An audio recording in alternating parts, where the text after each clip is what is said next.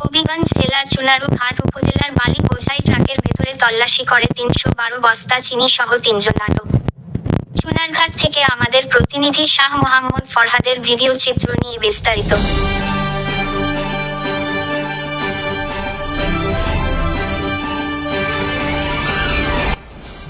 আপনারা দেখছেন বাংলাদেশ পরিক্রমা। বস্তুনিষ্ঠ সংবাদে আমরাই সর্বক্ষণ সচেতন।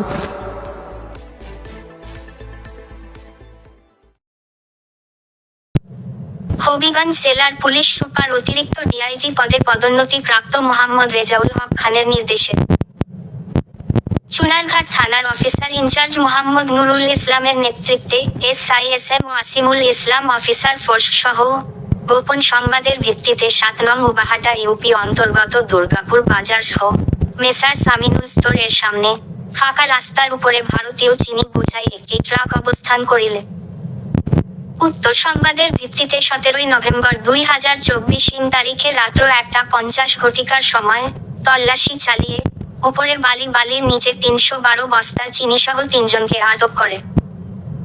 আটককৃতরা হলেন রূপশঙ্কর গ্রামের সিরাজ আলীর ছেলে রহমত আলী, দ্বিতীয় চারগাঁও গ্রামের মৃত খোরশেদ আলীর ছেলে মোহাম্মদ আলী, তৃতীয় বাহুবল উপজেলার কচুয়াদি গ্রামের আব্দুল মতিন মিয়ার ছেলে আশিক মিয়া।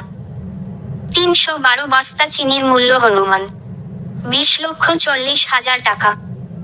চুনারুঘাট থানার অফিসার ইনচার্জ মোহাম্মদ নুরুল ইসলাম জানায়, দীর্ঘদিন যাবৎ রহমত আলী সহ প্রশাসনের চোখ ফাঁকি দিয়ে অবৈধ ভারতীয় চিনির ব্যবসা চালিয়ে যায়।